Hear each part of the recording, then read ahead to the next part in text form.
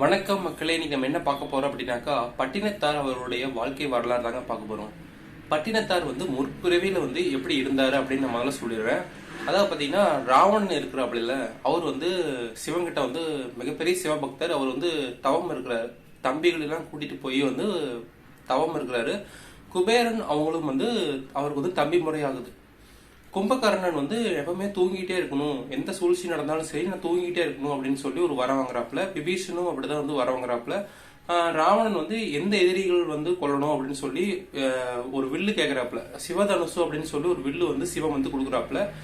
எல்லாரும் வர வாங்கிட்டாங்களே, குபேர உனக்கு என்ன வர வேணும் கேளு அப்படின்னு சிவம் கேட்கிறாப்புல. குபேரன் இருந்துகிட்டு எனக்கு உன் கூடவே இருக்கணும், எப்பவுமே உன் கூடவே இருக்கணும் அப்படின்னு சொல்லி சிவங்கிட்ட கேட்கிறாப்புல. அப்ப சிவலோகத்தில் இருக்கிற எல்லா செல்வங்களையும் பாதுகாக்கிற பொறுப்பு நீ எடுத்துக்கோ, இன்னிலிருந்து நீ மிகப்பெரிய செல்வந்தன் அப்படின்னு சொல்றாப்புல.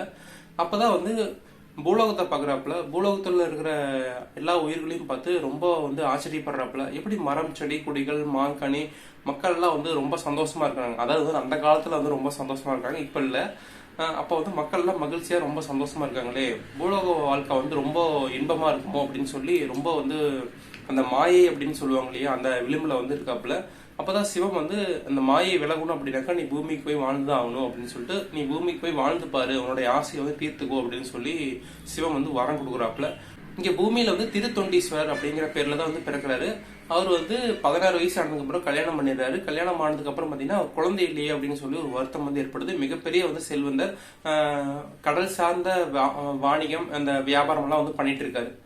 அவருக்கு குழந்தை இல்லையே அப்படின்னு சொல்லி ஒரு வருத்தம் ஏற்படுது. அப்ப சிவம் கனவுல வேற ஊர்ல இருக்கிற ஒரு குடும்பம் ரொம்ப கஷ்டப்பட்டு இருக்குது. அதாவது வறுமையினால ரொம்ப கஷ்டப்பட்டு இருக்குது. எனக்கு ஏதாவது பண உதவி இருந்தாக்கா நல்லா இருக்குமே அப்படின்னு சொல்லிதான் அவங்க கஷ்டப்பட்டு இருக்காங்க. அவங்களுடைய கனவுல சிவம் பக்கத்துல இருக்கிற சிவன் கோயில்ல ஒரு குழந்தை இருக்குது. அந்த குழந்தைய நீ எடுத்துட்டு போய் திருத்தொண்டீஸ்வரர் அப்படின்னு ஒருத்தர் இருப்பாரு. அவர் தான் குபேரன். அவர் தான் பட்டினத்தாரா பிற்காலத்துல மாற போறாரு. அந்த பட்டினத்தார்கிட்ட கொடுத்துரு அப்படின்னு சொல்றாப்புல. பட்டினத்தாருடைய கனவுலையும் போய் சிவம் சொல்லிடுறாப்புல, இப்படி உனக்கு ஒரு குழந்தை இல்லாம நீ ஏக்கப்படுற இல்ல, நான் உனக்கு ஒரு குழந்தை கொடுக்குறேன் அப்படின்னு சொல்லி ஒருத்தர் குழந்தை உங்கள்கிட்ட கொடுப்பாரு. அவர்கிட்ட நீ பொண்ணும் பொருளும் அவர்கிட்ட கொடுத்து எடைக்கு எடை போட்டு நீ அந்த குழந்தைய சமமா வாங்கிக்கோ அப்படின்னு சொல்லி சொல்றாப்புல. அவரு பொண்ணும் பொருள் எல்லாத்தையும் கொடுத்து அந்த குழந்தைய எடைக்கடை கரெக்டா கணக்கெடு பண்ணி வாங்கிக்கிறாப்புல. இன்னிலிருந்து நமக்கு ஒரு குழந்தை இருக்குதுப்பா, சிவனுடைய அருளால நமக்கு ஒரு குழந்தை கிடைச்சிருச்சு அப்படின்னு சொல்லி அந்த குழந்தைய வளர்க்குறாப்புல. அந்த குழந்தைக்கு பார்த்தீங்கன்னா மருதவாணன் அப்படின்னு சொல்லி பேர் வைக்கிறாப்புல. அந்த பையனும் வளர்ந்து வாணிகம் கடல் சார்ந்த வியாபாரம் இதெல்லாம் பண்றாப்புல. இப்ப தன்னுடைய பையன் நிறைய சம்பாதிப்பாப்புல அப்படின்னு சொல்லிதான் ரொம்ப ஆசையோட இருக்காப்புல. அந்த ஊர்லயே மிகப்பெரிய செல்வந்தர்.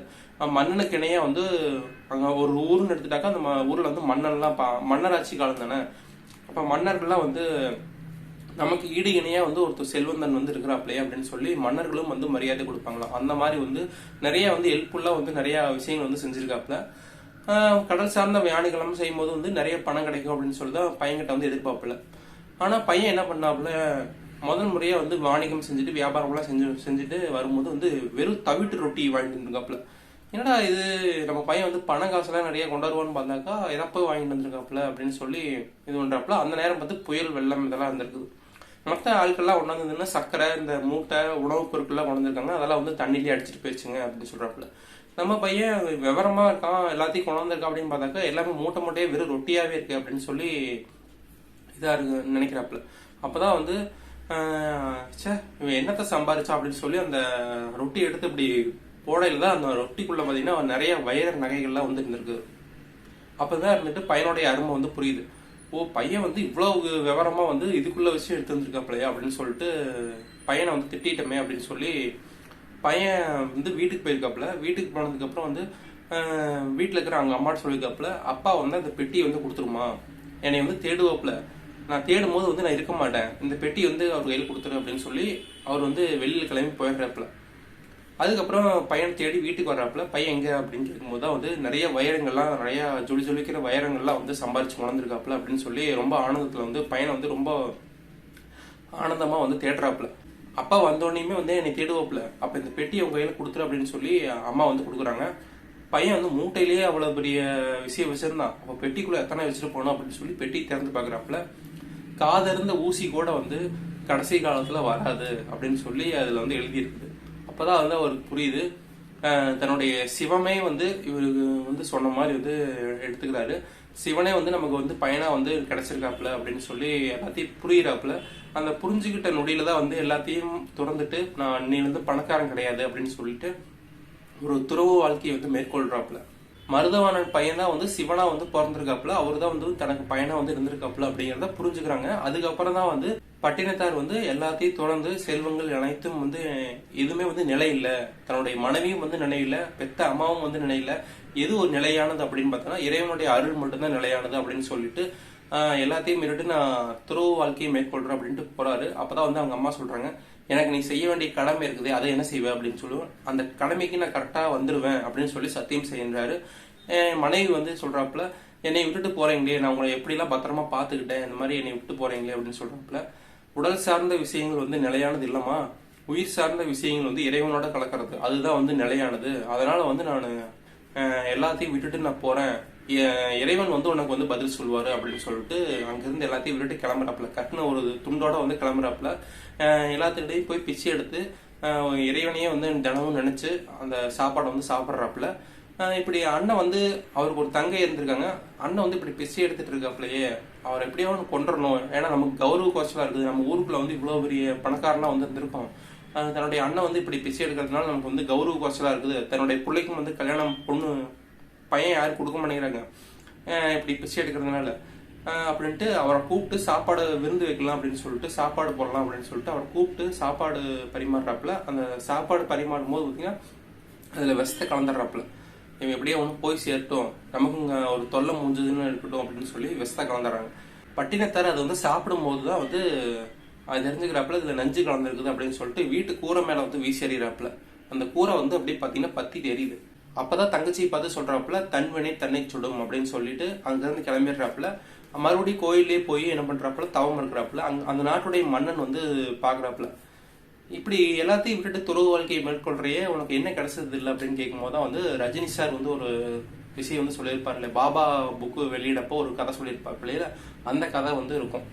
என்னன்னா நாட்டுடைய மன்னன் வந்து கேட்கும்போது வந்து கோயில்ல உட்காந்துருக்கியே உனக்கு என்ன கிடைக்க போகுது இதனால அப்படின்னு சொல்லி கேட்கும்போதுதான், இத்தனை நாளா வந்து நான் நின்றுட்டு இருந்தேன், நீங்க உட்காந்துட்டு இருந்தீங்க, இப்ப நான் உட்காந்துருக்கேன், நீங்க வந்து பெண்ணுன்னு கேக்குறீங்க, இதுல இருந்தே தெரிஞ்சுக்க வேண்டாமா இறைவனுடைய அருள் வந்து எவ்வளவு புனிதமானது அப்படின்னு சொல்லி சொல்றாப்புல.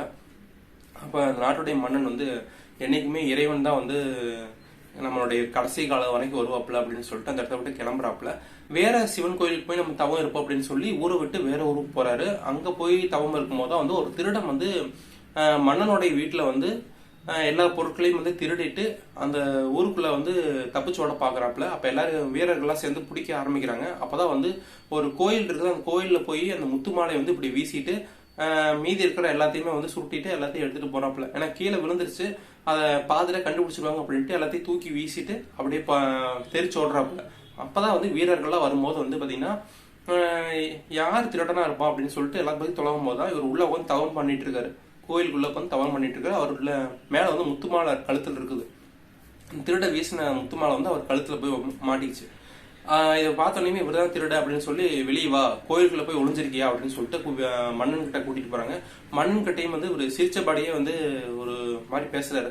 இவர் ரொம்ப தெனாவட்டா இருக்கிறானே, ஒரு சிரிச்ச மாதிரியே பேசுறானே, அது முத்துமாலை வேற கழுத்துல போட்டுவிட்டு ரொம்ப திருடனா இருக்கிறானே அப்படின்னு சொல்லிட்டு மன்னனும் வந்து கோவப்படுறாரு.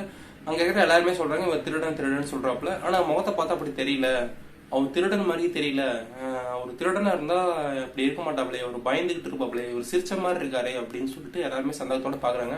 அப்பதான் என்ன இருந்தாலும் அத்தாச்சிக்கு வந்து முத்துமாலை இருக்குது இல்ல, அவன் திருடன் தான் அப்படின்னு சொல்லி கழுகு மரத்துல ஏத்து அப்படின்னு சொல்லி கூட்டிட்டு போறாங்க. அந்த இவர் ஒரு பாட்டு ஒண்ணு பாடுறாரு, எந்த செயலும் என்னுடைய இது இல்லை அப்படின்னு சொல்லி ஒரு பாட்டு ஒண்ணு பாடுறாரு. அப்பதான் வந்து அந்த கழுகு மரம் வந்து பத்திக்கிட்டு எரியுது. அதை பார்த்தோன்னே அவர்கிட்ட ஏதோ ஒரு சக்தி இருக்குது அப்படின்னு சொல்லி மன்னன் வந்து காலில் விழுந்துறாப்புல. நீங்க யாருப்பா அப்படின்னு கேட்கும்போது தான், நான் ஒரு பட்டினத்தார், நான் வந்து இறைவனை வந்து யாசிச்சுட்டு ஒரு தவம் பண்ணிட்டு இருந்தேன், அப்பதான் வந்து உங்க வீரர்கள்லாம் வந்து என்னை கூப்பிட்டு வந்துட்டாங்க அப்படிங்கும்போது தான் உங்களுடைய சீடனா வந்து என்னை ஏத்துக்குங்க, நான் மிகப்பெரிய தவறு செஞ்சுட்டேன், எதையுமே வந்து யோசிக்காம ஒரு தீர்ப்பை வந்து கொடுத்துட்டேன், சாரி என்னை மன்னிச்சிடுங்க அப்படின்னு வந்து சொல்றாப்புல.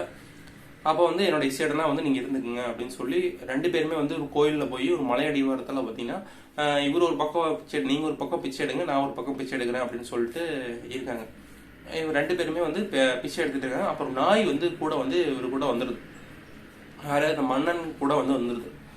அந்த நாய் வந்து தனக்கு கிடைக்கிற உணவுல வந்து பாதி போடுறாப்புல. சரி நாய் சாப்பிட்டு போகுது அப்படின்னு சொல்லி பாதி போடுறாப்புல. அந்த நாய் வந்து ஒரு கூடவே இருக்குது.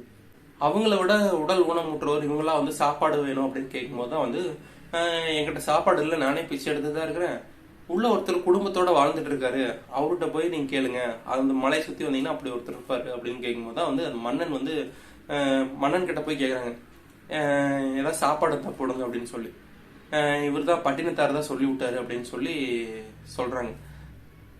நாம வந்து குடும்பத்தோட வாழ்றோமா, இங்க ஒரு குடும்பம் வந்து இருக்கும், அந்த குடும்பத்துல வந்து ஒருத்தர் தட்டு வச்சிருப்பாரு, அவர்கிட்ட போய் கேளுங்க அப்படின்னு சொல்லும் போதுதான் யோசிக்கிறாப்புல, நாம வந்து குடும்பமா வாழ்ந்தோமா எப்படி அப்படின்னு சொல்லி. நாய் வந்து இருக்குது இல்லையா, அந்த நாய் வந்து சாப்பாடு போட்டு வளர்க்குறோம் இல்லையா, இதுவும் வந்து ஒரு எமோஷனல் கனெக்ட் தானே. இது நாளைக்கு இறந்துச்சுன்னா நீ அதுக்காக வருத்தப்படுவீல. அந்த எமோஷனல் கனெக்ஷன் கூட வந்து இறைவன் கிட்ட இருக்கக்கூடாது. உலகத்துல எந்த பற்றுமே இருக்கக்கூடாது. யாருக்கிட்டையுமே வந்து உன்னோட எந்த ஒரு பற்றுமே இல்லாம இருந்தாதான் நீ வந்து இறைவனாக முடியும் அப்படின்னு சொல்லி சொல்லுவாங்க. அப்ப இருந்தே அந்த கையில் வச்சிருக்க தட்டை எடுத்து நாய் மேல வந்து இட்டுறாப்புல. அந்த நாய் வந்து பட்டு இறந்துருது. அது தட்டும் இருக்கக்கூடாது அப்படின்னு வந்து பட்டினத்தார் வந்து சொல்லிடுறாரு. அதுக்கப்புறம் வந்து என்கிட்ட எதுவுமே இல்லை, இனிமே நான் இறைவனை தேடலாம்ல, முக்தி அடையலாம்ல அப்படின்னு சொல்லிட்டு உணர்ந்துடுறாப்புல. கோபத்துல அந்த தட்டு வந்து நாய் மேல வீசினப்ப அந்த நாய் வந்து இறந்துருச்சு இல்ல. அந்த நாய் வந்து இங்க என்ன பண்ணுதுன்னு அப்படின்னா, வேற ஒரு ஊர்ல வந்து ஒரு மன்னன் வந்து இருக்காப்புல. அந்த மன்னனுக்கு வந்து ஒரு பெண் பிள்ளைய வந்து பிறகுறாங்க. அந்த பெண் பிள்ளை பிறந்ததுக்கு அப்புறம் கொஞ்சம் வயசுக்கெல்லாம் வந்ததுக்கு அப்புறம் வந்து நான் அவருடைய முன்ஜென்ம யோசனை எல்லாம் வந்து ஞாபகத்துக்கு வருது. அப்பதான் அந்த பெண் பிள்ளை வந்து சொல்றாப்புல, நான் வந்து இந்த மாதிரி போன ஜென்மத்துக்கு நாயா இருந்தேன், அவரு தான் வந்து என்னை அடிச்சு என்னை கொண்டுட்டாரு, அவர்கிட்ட தான் நான் சாப்பாடு வாங்கிட்டு அவர்கிட்ட தான் நான் வளர்ந்தேன், அந்த புண்ணியத்துக்கு வந்து நான் அவர்கிட்ட தான் வந்து அவரை தான் நான் கட்டிக்குவேன், அவர் தான் எனக்கு வந்து ஹஸ்பண்ட் அப்படின்னு வந்து சொல்றாப்புல. இது என்னடா புது கதையா இருக்குது அப்படின்ட்டு அதே கோயிலுக்கு அதே மலையாடி வரத்துக்கு போறாங்க. அவர் வந்து வயசாகி கொஞ்சம் வயசாகி வந்து இருக்காப்புல. உன்னை எப்படிமா நான் கட்ட முடியும், நீ யாருன்னு எனக்கு தெரியலையே அப்படின்னு கேட்கும்போது தான், போன ஜென்மத்துல வந்து உங்ககிட்ட நாயா இருந்தேன் அப்படின்னு சொல்லி ஒரு 20 வருஷம் முன்னாடி வந்து கதையை சொல்றாப்புல. அப்படியா, நான் வந்து இறைவனை தேடி முக்தி அடையிறமா, இந்த பந்தம் பாசம் இதுக்கெல்லாம் வந்து எனக்கு இடம் கிடையாது அப்படின்னு வந்து சொல்லிடுறாப்புல. என்னுடைய குரு வந்து இருக்காப்புல பட்டினத்தார், அவரு தான் வந்து அவர்கிட்ட தான் நான் சிஷியனா வந்து இருந்துட்டு இருக்கேன் அப்படின்னு வந்து சொல்றாப்புல.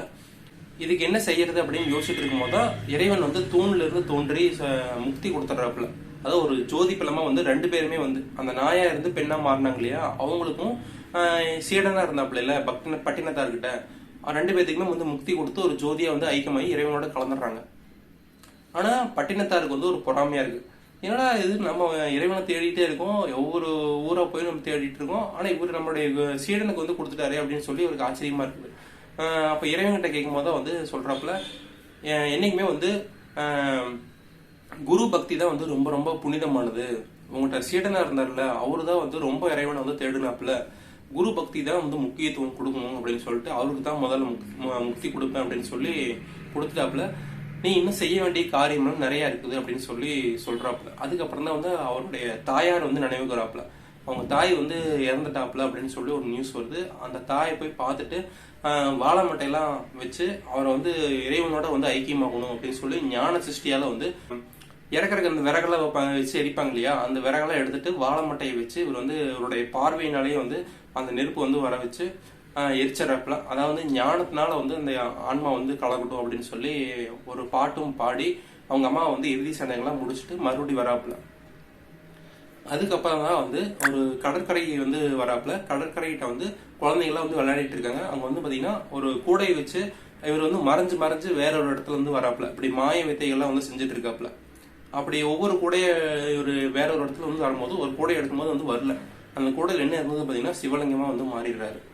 இறைவனோட கலக்கறதுக்கு வந்து நம்ம சொந்த பந்தங்கள்லாம் தேடுறோம் இல்லையா, பணம் காசு தோட்டம் துறவு பங்களா வீடு எல்லாத்தையும் நம்ம தேடுறோம் இல்லையா, அந்த தேடலாம் நிறுத்திட்டு என்னைக்கு வந்து இறைவனை நம்ம நாடுறோமோ அன்னைக்குதான் வந்து நம்ம இறைவனோட வந்து ஐக்கியமாக முடியும் அப்படின்னு வந்து நிறைய வரலாறு பாட்டெல்லாம் வந்து சொல்றாங்க. அருணகிரி நாதர் வந்து எப்படி இருந்தாரு அப்படின்னு தெரியும். அதனால வந்து என்னைக்குமே வந்து எளிமையா இருங்க, என்னைக்குமே வந்து எளிமையா ஒரு என்னைக்கு இருந்து இறைவனை தேடுறீங்களோ கண்டிப்பா வந்து இறைவன் வந்து மனசுல இருந்து குடியிருப்பாரு. மனசு வந்து ரொம்ப தூய்மையா வச்சுக்கங்க.